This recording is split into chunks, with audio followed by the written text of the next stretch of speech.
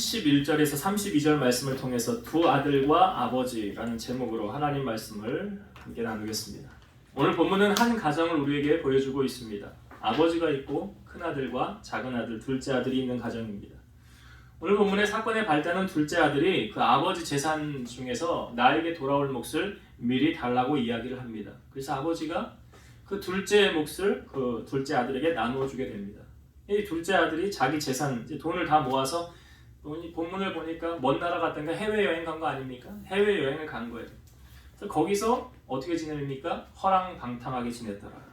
그래서 그 재산을 다 낭비하게 되었더라. 나에게 돌아올 유산을 다 써버린 거죠. 이제 빈털터리가 되어서 비로소 궁핍하게 되었더라. 돈이 다 떨어지니까 어떻게 먹고는 살아야 되잖아요. 그러니까 그 나라 사람 옆에 붙어서 그 돼지를 치게 됩니다.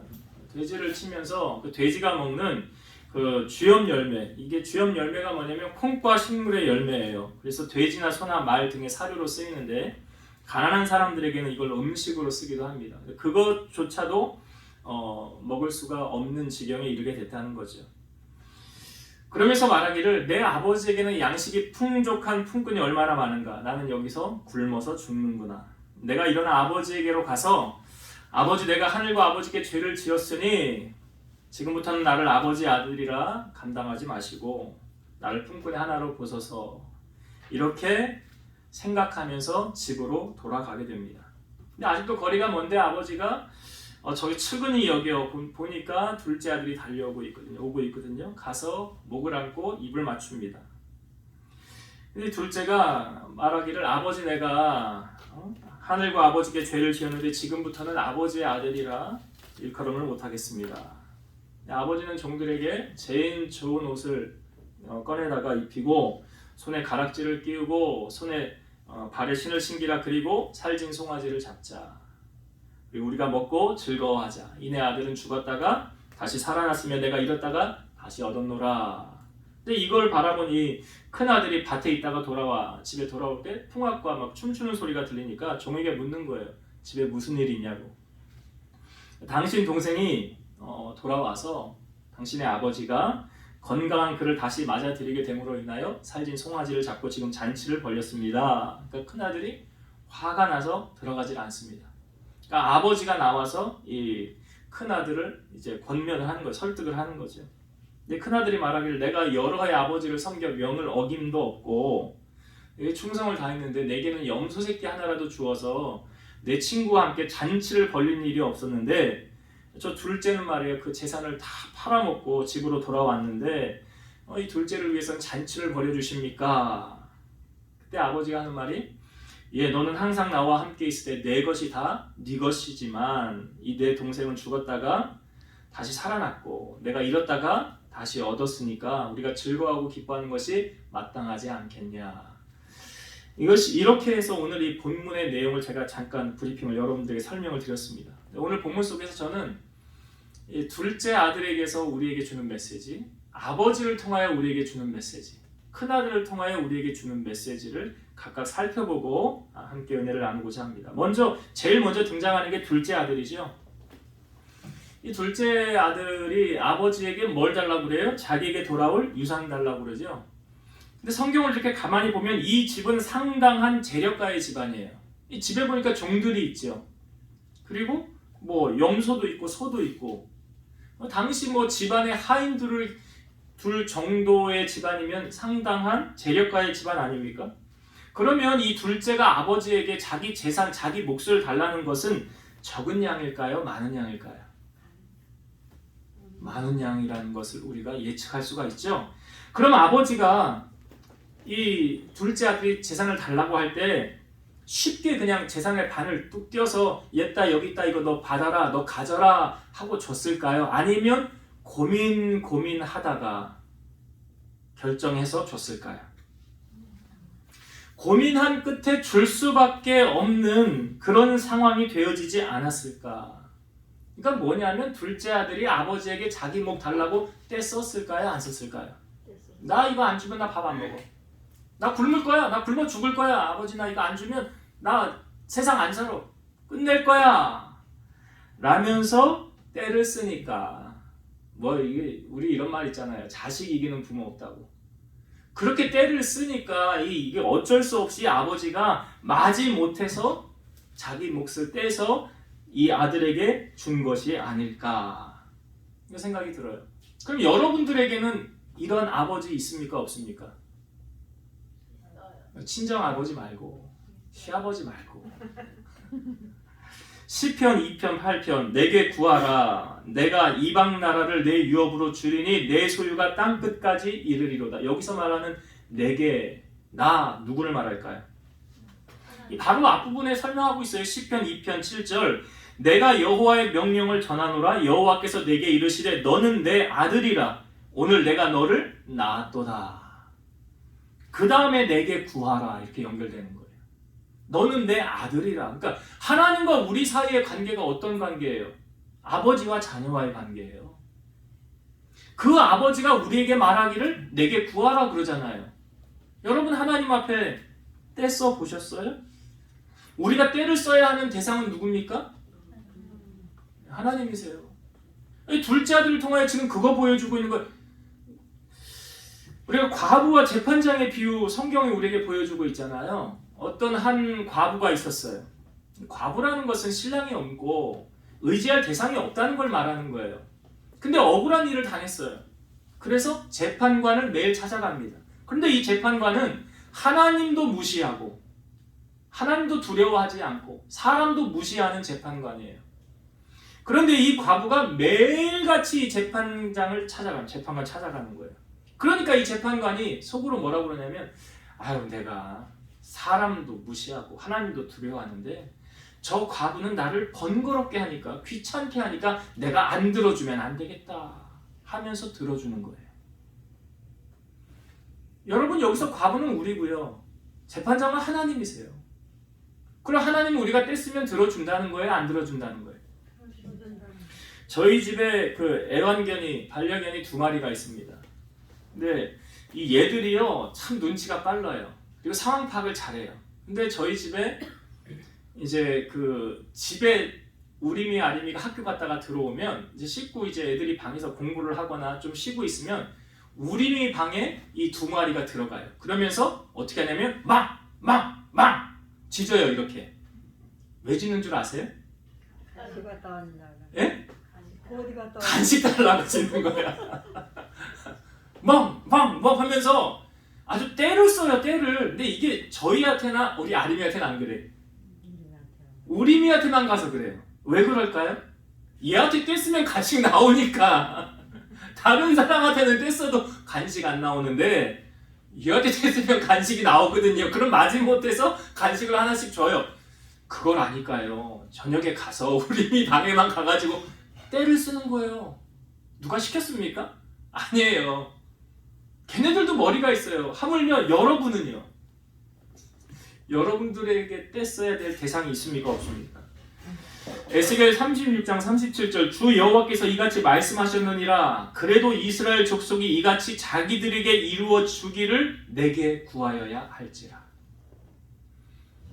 자기들에게 이루어 주기를 내게 구하여야 할지라. 하나님에게 구하라 말씀하시는 거죠. 마태복음 7장 7절과 8절 구하라 그리하면 너에게 주실 것이요 찾으라 그리하면 찾아낼 것이요 문을 두드리라 그리하면 너에게 열릴 것이니 구하는 이마다 받을 것이요 찾는 이는 찾아낼 것이요 두드리는 이에게는 열릴 것이니라. 주님이 하신 말씀이죠. 문을 두드려라 구하라 찾으라. 우리가 얻지 못하는 이유는 성경이 분명히 알려주고 있어요. 야고보서 4장 2절 너희가 욕심을 내어도 얻지 못하며 살인하며 시기하여도 능히 취하지 못함으로 다투고 싸우는도다. 너희가 얻지 못함은 구하지 아니하기 때문이요. 왜 못 받았느냐?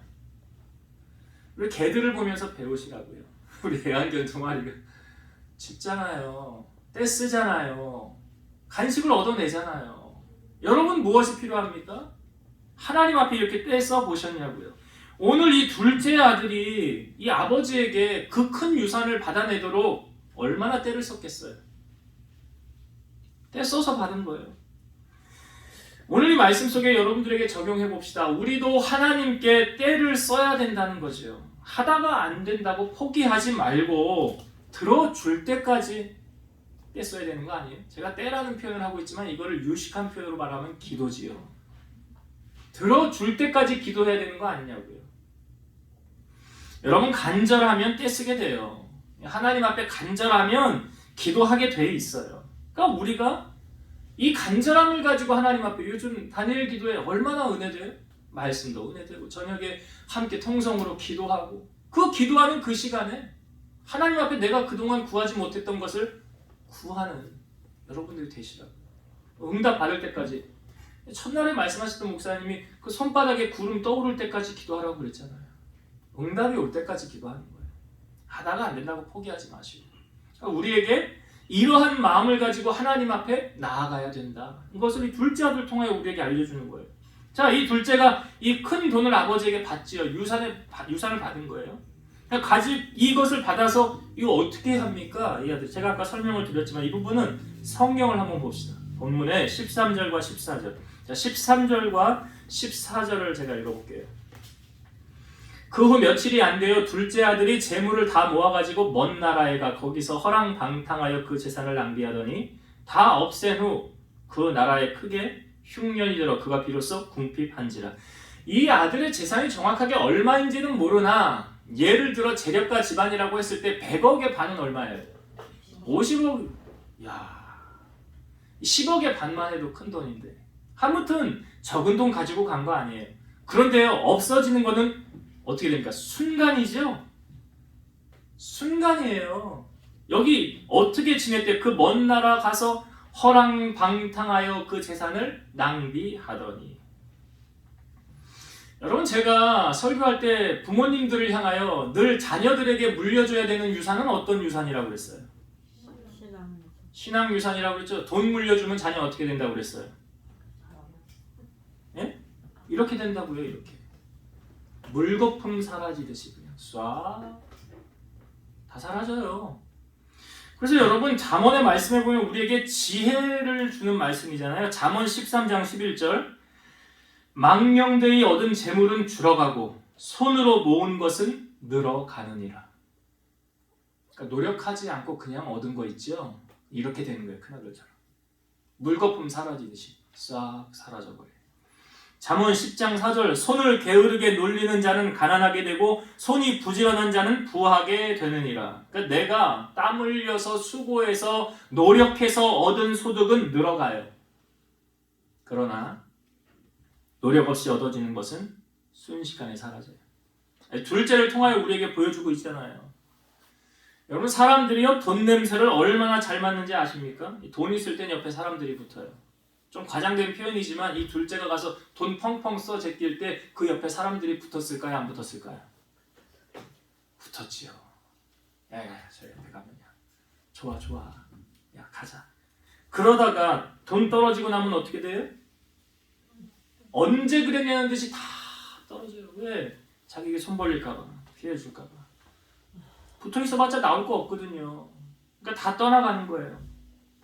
여러분, 이 둘째 신세가 지금 그런 거 아닙니까? 돈 펑펑 쓸 때는 옆에 사람들이 막 달라붙고 있다가 다 쓰고 나서 없어지니까 이제 다 떠나서 결국은 이 둘째 아들의 신세가 어떻게 됐어요? 돼지를 치는 신세가 됐더라. 그런데 그것도 배가 고파서 그 쥐염 열매 먹으려고 했는데 그것조차 주는 사람이 없었더라. 자, 이 둘째가 이쯤 되면 이제 두 가지 중에 한 가지를 선택하게 됩니다. 첫 번째 선택은 뭐냐면, 이제 내가 살아 뭐하나? 내가 이제 더 살 이유가 없네. 먹을 것도 없으니 굶어 죽느니 차라리 여기까지만 살고 이제 그만 내 생애 끝내자. 집에 돌아갈 염치도 없고.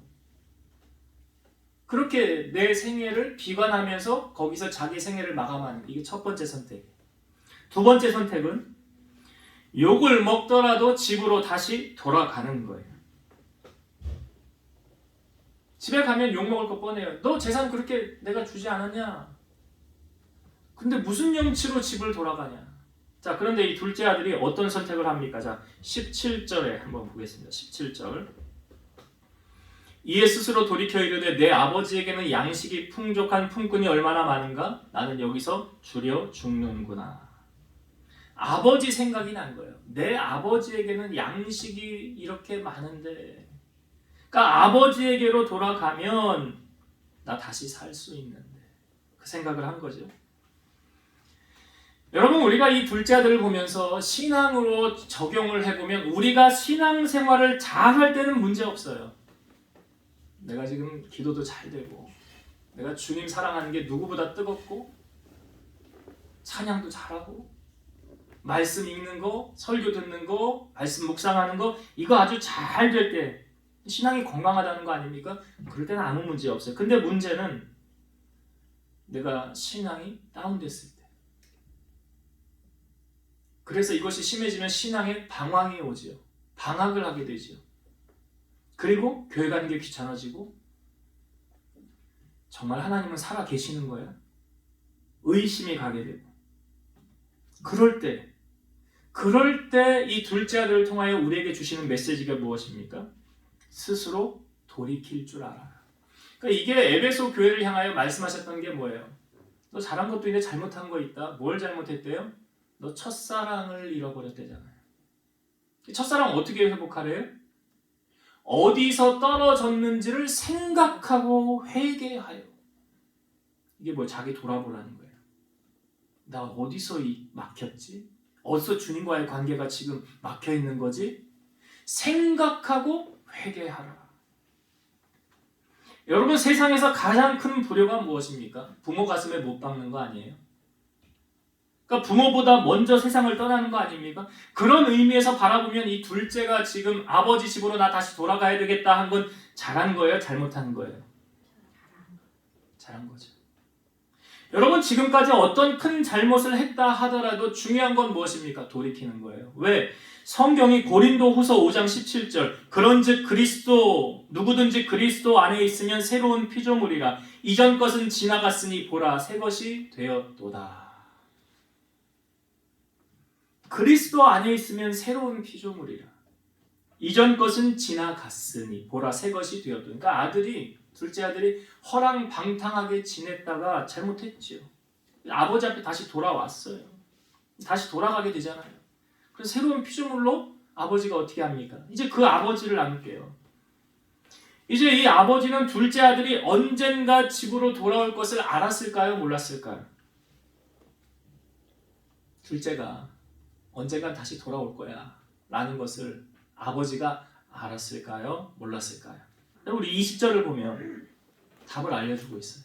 20절을 봅니다. 이에 일어나서 아버지께로 돌아가니라 아직도 거리가 먼데 아버지가 그를 보고 측은히 여겨 달려가 목을 안고 입을 맞추니. 자, 둘째가 아버지께로 터벅터벅 돌아가고 있을 때 거리가 먼데 아버지가 그를 보고 측은히 여겨. 그랬어. 이 아버지는 이 둘째가 언젠간 돌아올 것을 알고 있었다는 거예요. 알고 있었다는 거예요. 근데 저는 이 아버지의 반응을 보면서 이건 인간이 아니다. 원래 사람이면 이런 반응이 나와야 정상이에요. 야, 너 내가 재산 반 줬잖아. 네가 알아서 산 다음에 무슨 염치로 집으로 다시 돌아왔냐? 그러고도 네가 인간이냐? 나가라. 나는 너를 못 받아준다. 이게 정상적인 인간의 반응이에요. 그렇지 않겠어요, 여러분? 여러분 같았으면 내 자녀가 그렇게 하고 나갔다고 한다면. 근데 아버지가 지금 이 아들을 안고 입을 맞추면서 거기서 끝난 거 아니죠? 제일 좋은 옷을 꺼내다가 입히고 손에 가락지 끼우고 발에 신발을 신기고 잔치를 벌인 거예요. 아버지는 왜 아들에게 이렇게 했을까요? 죽었다가 다시 내 죽은 줄 알았던 아들이 다시 살아 돌아왔으니까 근본적인 이유가 있어요. 로마서 8장 15절 너희는 다시 무서워하는 종의 영을 받지 아니하고 양자의 영을 받았으므로 우리가 아빠 아버지라고 부르짖느니라. 그 둘째 아들하고 그 아버지와의 관계는 어떤 관계예요? 부모와 자식 간의 관계잖아요. 부모와 자식 간의 관계를 세상 그 어떤 게 끊을 수 있습니까? 없습니까? 없어요. 그 어떤 것도 끊을 수 없어요. 다시 말씀드리면 여러분들과 하나님과의 관계를 그 어떤 것도 그 관계를 끊을 수 있어요, 없어요? 없어요. 성경이 말하죠. 환난이나 공고나 핍박이나 비근이나 적신이나 그 어떤 것도 우리를 하나님의 사랑에서 끊을 수 없느니라. 그러니까 한 번 맺어진 하나님과 나와의 관계는 아버지의 자녀와의 관계예요. 그 어떤 것도 끊을 수 없는 관계예요. 근데 우리는 이 아버지를 통하여 지금 어떤 성품이 느껴집니까? 사랑이죠. 요한일서 4장 7절과 8절 사랑하는 자들아 우리가 서로 사랑하자. 사랑은 하나님께 속한 것이니 사랑하는 자마다 하나님으로부터 나서 하나님을 알고 사랑하지 아니하는 자는 하나님을 알지 못하나니 이는 하나님은 사랑이심이라. 지금 하나님이 이 아버지가 둘째 아들 사랑하는 마음 없으면 이거 절대로 이렇게 못합니다. 사랑이거든요. 우리 안에 하나님의 사랑, 아버지의 사랑이 흘러가고 있는가? 이 말씀을 통하여 여러분 점검해 보세요. 요한일서 4장 20절 누구든지 하나님을 사랑하노라 하고 그 형제를 미워하면 이는 거짓말하는 자니 보는 바 그 형제를 사랑하지 아니하는 자는 보지 못하는 바 하나님을 사랑할 수 없느니라. 나 하나님 사랑해. 내가 얼마나 하나님 사랑하는데 근데 정작 눈에 보이는 형제 자매는 사랑하지 못해. 그럼 그 사람은 하나님 사랑하는 거래요? 사랑하지 않는 거래요? 네? 뭐라고 성경이 말합니까? 너희가 보는 형제 자매도 사랑하지 못하면서 어떻게 안 보이는 하나님을 사랑한다고 말할 수 있느냐? 가짜. 그런데 예수님은 우리에게 한 차원 높여서 이렇게 사랑하라라고 말씀하고 있죠. 마태복음 5장 44, 45절 나는 너희에게 이르노니 너희 원수를 사랑하며 너희를 박해하는 자를 위하여 기도하라. 이같이 한즉 하늘에 계신 너희 아버지의 아들이 되리니 이는 하나님이 그 해를 악인과 선인에게 비추시며 비를 의로운 자와 불의한 자에게 내려주심이라. 자, 어떻게 해야 하나님의 아들이 된대요? 원수를 사랑하고 너희를 박해하는 자를 위하여 기도할 때 이렇게 살아갈 때 너희와 나의 관계가 아버지와 자녀와의 관계가 되어지느니라. 여러분 십자가가 의미하는 게 뭐죠? 십자가가 위아래 하나님과 우리와의 관계, 옆으로는요 이웃의 관계. 그래서 예수님이 계명을 딱 집약해서 우리에게 알려주기를 너는 마음을 다하고 힘을 다하고 뜻을 다하여 주 너의 하나님 여호와를 사랑하라. 둘째도 그와 같으니 내 이웃을 내 몸과 같이 사랑하라. 이게 십자가예요. 갈라디아서 5장 14, 15절 온 율법은 내 이웃 사랑하기를 내 자신같이 하라 하신 한 말씀에서 이루어졌나니 만일 서로 물고 먹으면 피차 멸망할까 조심하라. 온 율법이요 이거 하나로 지리하게 딱 된대요. 뭐라고요? 네 이웃 사랑하기를 너 몸같이 너 자신같이 하라. 이 율법의 완성이래요. 그래서 로마서 말씀에 피차 사랑의 빛 외에는 다른 빛을 지지 말라 그랬죠. 여러분 사람을 변화시키는 것도 무엇입니까? 사랑이죠. 사람을 변화시키는 것도 다니엘 기도에서도 간증자들이 이야기 많이 하잖아요. 지금 하나님의 사랑이 이 둘째 아들에게 흐르자 자 둘째 아들이 뭐라고 고백합니까? 21절을 보세요. 오늘 본문 21절 아들이 이르되 아버지 내가 하늘과 아버지께 죄를 지었사오니 지금부터는 아버지의 아들이라 일컬음을 감당하지 못하겠나이다. 지금 뭐예요? 자기 재산 다 털어먹고 빈털터리로 거짓골을 해서 집에 돌아왔거든요. 근데 입을 맞추고 끌어안고 잔치를 벌이고 이러니까 지금 이 아들이 집에 돌아오면서 많은 생각을 했었겠지요. 나 이제 아버지한테 아들이라 못하고 그냥 종이라고 해야 되겠다 하면서 집에 돌아왔는데 아버지의 반응이 이런 거예요. 그러니까 이 아들이 지금 누가 시켜서 한 말이 아니라 뭐예요? 아버지의 사랑에 감동이 된 거잖아요. 그 사랑에 감동되니까 사람이 바뀌는 거예요. 여러분 사람을요 바뀔 수 있는 건 또 뭐 사랑의 매가 또 돈이 아니에요. 사랑이라고요, 사랑. 내계강 같은 평화에 보면 그 가사에 이런 가사 있죠. 내게 바다 같은 사랑, 내게 바다 같은 사랑, 내게 바다 같은 사랑 넘치네. 내게 바다 같은 사랑, 내게 바다 같은 사랑, 내게 바다 같은 사랑 넘치네. 우리 안에 정말 바다 같은 사랑이 있는지. 고린도전서 13장은 사랑장입니다. 이 13장의 내용에 보면 천사의 말을 하고 예언을 하고 산을 옮길 만한 믿음이 있고 구제를 하고 내 몸을 불사르게 내어 줄지라도, 그 다음 나오는 말씀이 이거예요. 사랑은 오래 참고, 사랑은 온유하며, 시기하지 아니하며, 사랑은 자랑하지 아니하며, 교만하지 아니하며, 무례히 행하지 아니하며, 자기의 유익을 구하지 아니하며, 성내지 아니하며, 악한 것을 생각하지 아니하며, 불의를 기뻐하지 아니하며, 진리와 함께 기뻐하고, 모든 것을 참으며, 모든 것을 믿으며, 모든 것을 바라며, 모든 것을 견디느니라. 이게 사랑이래요. 오늘 하나님은 사랑이시라 그랬거든요. 그러니까 하나님을 만난 사람, 하나님과 나와 아버지와 자녀의 관계가 된 사람은 그 사람이 그 사람을 통해서 흘러가야 맞죠. 맞잖아요. 그 사랑을 내가 지금 전하는 자가 될 때 이게 하나님의 자녀로서 내가 살아가는 거잖아요. 그러니까 새 계명을 너에게 주노니 뭐 하래요? 서로 사랑하라. 그렇잖아요. 그러니까 지금 아버지가 자녀를 변화시키는 건 뭐래요? 사랑이에요. 다른 거 아니에요. 오늘 이 말씀을 통해요, 이 아버지의 사랑이 우리 안에 회복되길 원합니다. 그 사랑이요, 우리 주위를 변화시킬 수 있는 거예요. 그래서 오늘 우리 안에 이 아버지의 사랑이 우리 안에 흘러넘쳐서 내게 바다 같은 사랑이 흘러서 많은 사람에게 하나님의 사랑을 흘려보내는, 그래서 아버지의 자녀로서의 역할을 감당하는 여러분 되시길 바라고요. 마지막으로 이 큰아들을 살펴볼게요. 이 큰아들은 성실한 사람이에요. 왜? 오늘 말씀에도 보니까 이 둘째 아들 돌아왔을 때 밭에서 일하고 돌아온 거예요. 여러분 보세요. 대개 보면 자녀들이 아버지 재산 많잖아요.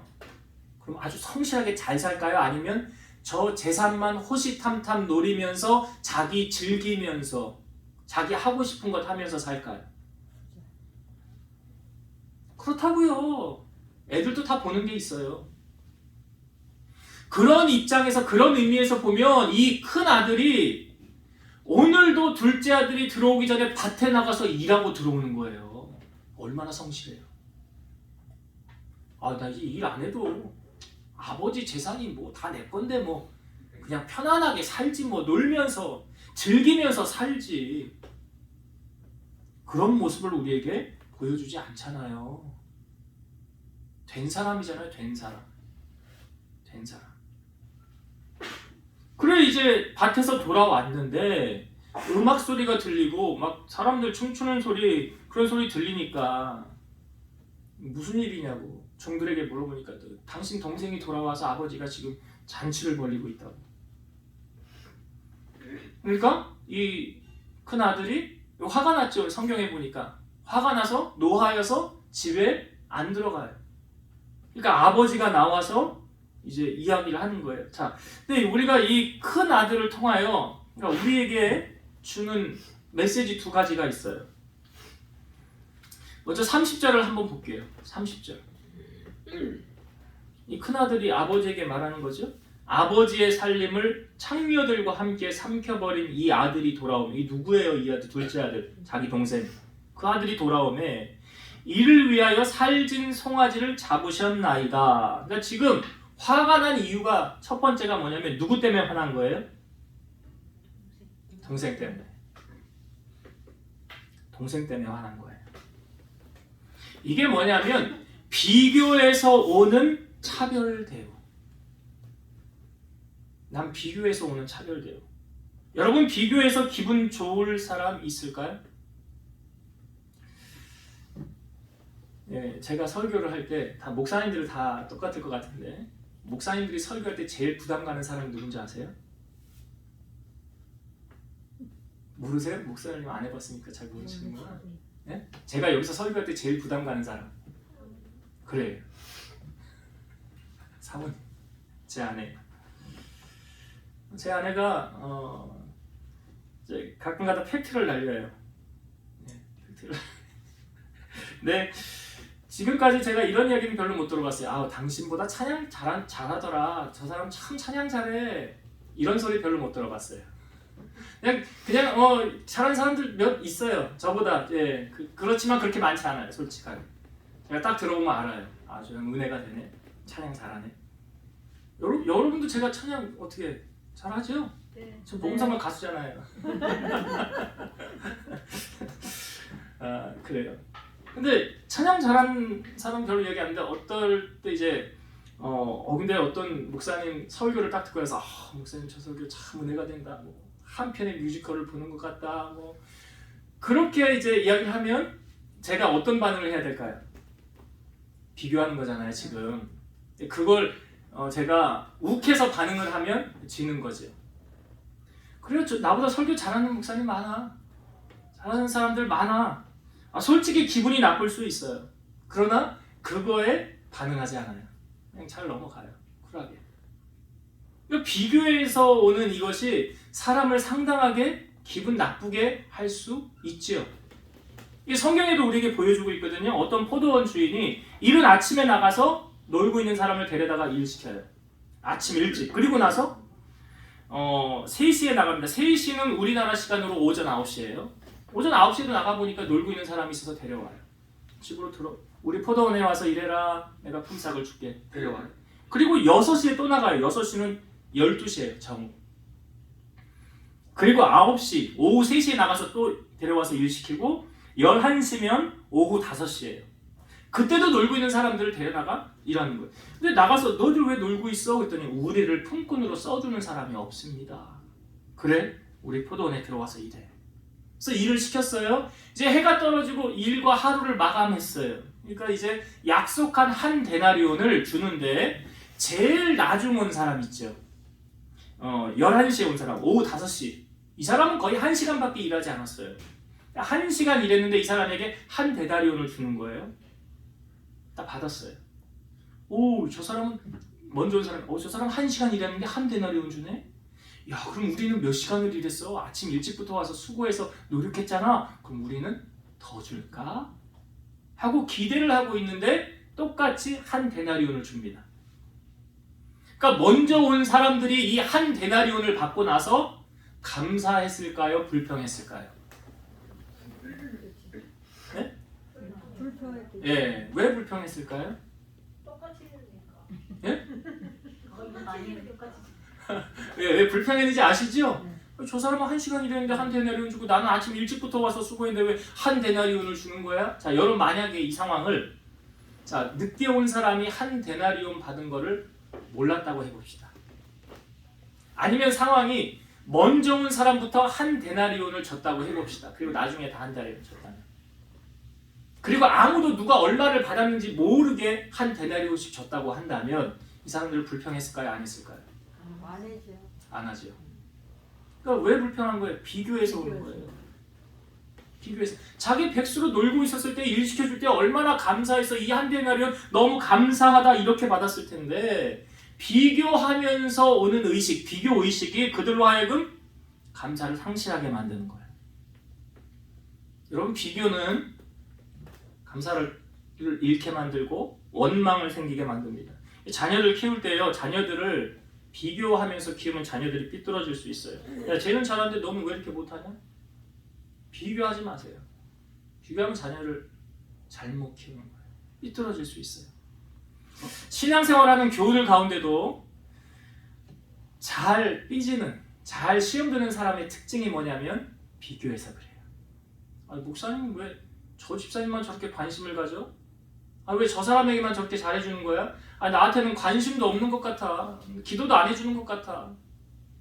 이러면서 비교 의식으로 말미암아 시험거리가 오는 거예요.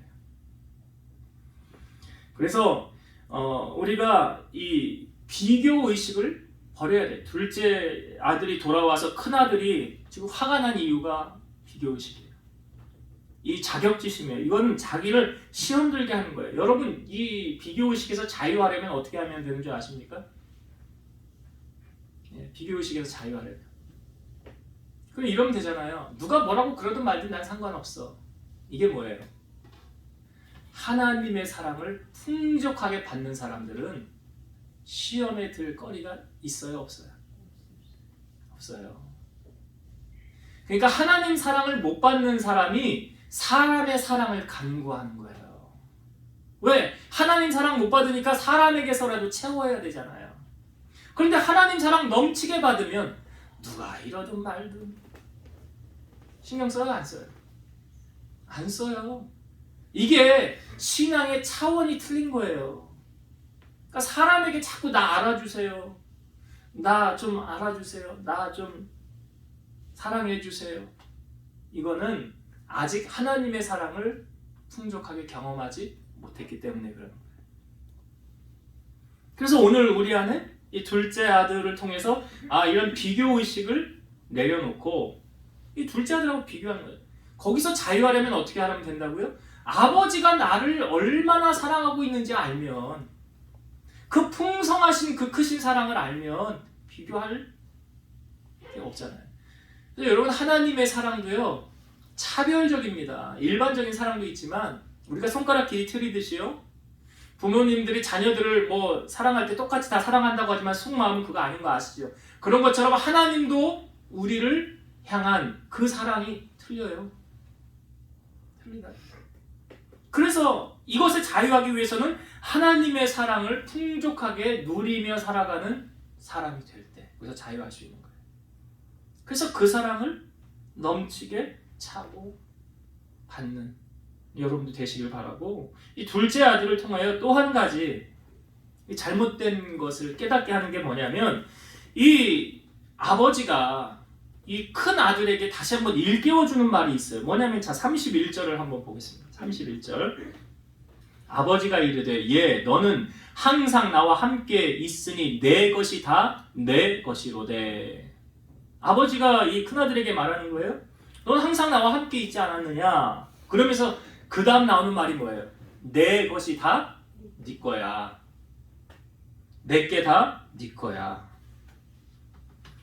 그러니까 아버지가 이 말을 한 거는 이 큰아들이 이전에 이렇게 말했잖아요. 내가 여러 해 아버지를 섬겨서 명을 어김이 없는데 효자라는 거예요. 말 잘 들었다는 거. 근데 내게는 염소 새끼 한 마리라도 주면서 내 벗으로 즐기게 하는 일이 없지 않았습니까? 제가 이 말에 반문을 한번 이렇게 하고 싶어요. 누가 하지 말래? 누가 하지 말래? 아버지 나 오늘 염소 새끼 한 마리 좀 잡아서 내 친구들하고 좀 오늘 파티 좀 벌릴게요. 해라. 하지 않았겠냐고요. 아버지가 못하게 했을까요? 여러분 혹시 우리도 이러지는 않습니까? 살면서 하나님이 우리에게 주시는 것들을 누리고 살지 못하는 어리석음. 하나님은 우리에게 주신 것을 누려라 라고 하셨는데 우리는 누리지를 못해요. 그러니까 간혹 보면 이런 사람들이 있어요. 있어도 못 누리는 사람이 있고요. 없어도 누리고 사는 사람이 있어요. 주변에 그런 사람들 없습니까? 죽을 때까지 나 죽을 때까지 먹을 거 다 해놨어. 근데 주머니에서는 돈이 안 나와. 남들에게 되게 인색해. 밥 먹으면 꼭 계산할 때 신발끈 묶고 딴짓하고. 우리 성도들은 그런 사람 없잖아. 그러니까 제가 하는 거예요. 그런 곳에서 남을 베풀고 섬길 수 있는 마태복음 7장 12절 그러므로 무엇이든지 남에게 대접을 받고자 하는 대로 너희도 남을 대접하라. 이것이 율법이요 선지자니라. 어제 우리 딸이요 갑자기 그 전날 선생님하고 약속을 했대. 친구하고 어디 바다를 보러 갔다 온대. 그래서 태워다 줬어요. 아침에 갔다가 저녁에 왔어요. 그래서 그 하나님이 주신 거 우리가 누리고 살으라고 하셨는데 그거 잘 보고 힐링하고 단풍이 이제 좀 다 지어져 가잖아요. 아쉽잖아요. 우리가 좀 같이 가서 우리 교우들 단풍놀이도 한번 같이 가고 참 못했던 것이 마음이 좀 안타까워요. 그래서 하나님이 주신 것을 우리가 누리고 좀 살면 좋겠다. 누리고 살면 좋겠다. 이 큰아들이 착각하고 살았던 게 뭐예요? 아버지 것이 다 내 것이었다는 거예요. 누리고 살지 못했던 거예요. 오늘 이 아들을 보면서 하나님 주신 것을 우리가 누리고 살자. 그런 깨달음이었어요. 이제 말씀을 정리하고 마치겠습니다. 여러분, 오늘 이 둘째 아들, 아버지, 큰아들을 이제 나누어서 살펴보았어요. 둘째 아들을 통하여서 우리에게 주시고자 하는 메시지는 무엇이었습니까? 떼쓰라는 거죠. 하나님 앞에 떼쓰. 우리가 떼써야 될 대상은 하나님. 그것을 유식한 말로 뭐라고 그래요? 기도라. 그래서 하나님 앞에 여러분 조목조목 기도 제목 적어가면서 구체적으로 기도하시고, 이 둘째를 통하여 어려움이 닥쳤을 때 어떻게 했습니까? 돌이킬 수 있는 은혜. 신앙생활도 늘 잘하면 얼마나 좋습니까? 그러나 잘못했을 때도, 시험 들었을 때도 그때 어떻게 해야 돼요? 돌이키는 은혜. 우리에게는 이것이 필요하다. 그래서 다시금 바로 세워지는 은혜. 그리고 아버지를 통해 우리에게 주신 은혜는 무엇입니까? 사랑. 사랑이지요. 결국 사람을 변화시키는 것은 무엇입니까? 사랑으로 변화시키는 거예요. 고린도전서 13장에 사랑장을 우리에게 알려주면서 우리 안에 오늘 이 하나님의 사랑이, 그래서 우리가 사랑을 어떻게 실천하래요? 원수를 사랑하고 너를 핍박하는 자를 위해 기도할 때 하나님의 아들이 된다. 이 말씀, 사랑을 실천한 자가 되시고, 오늘 큰아들을 통하여 이 성실한 큰아들이 왜 폭발했습니까? 비교의식.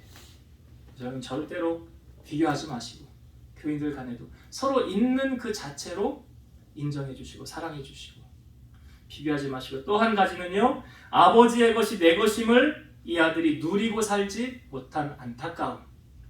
오늘 여러분, 하나님이 여러분에게 무엇 주셨습니까? 다음 주 추수감사주일인데 한 해를 돌아보면서 내게 하나님이 주신 게 이렇게 많네요. 그 은혜를 기억하면서 하나님 앞에 감사로 영광 돌리는 우리 성령 되시길 주의 이름으로 축원드립니다. 기도하시겠습니다. 살아계신 하나님 감사합니다. 오늘 이 큰아들과 작은아들을 통하여 우리가 고쳐야 될 부분, 또 이렇게 하지 말아야 될 부분, 메시지를 우리에게 알려주셨고, 무엇보다 그 아버지의 그 크신 사랑이 그 아들을 변화시켰다는 것을 우리에게 알려주었습니다. 오늘 우리도 하나님의 이 큰 사랑, 품는 자를 되게 하시고 사랑의 실천자가 되게 하셔서 우리로 말미암아 많은 사람을 주님 품으로 인도하는 그런 하나님의 귀한 종들로 승리하게 하옵소서. 예수님 이름으로 감사하며 기도드리옵나이다. 아멘.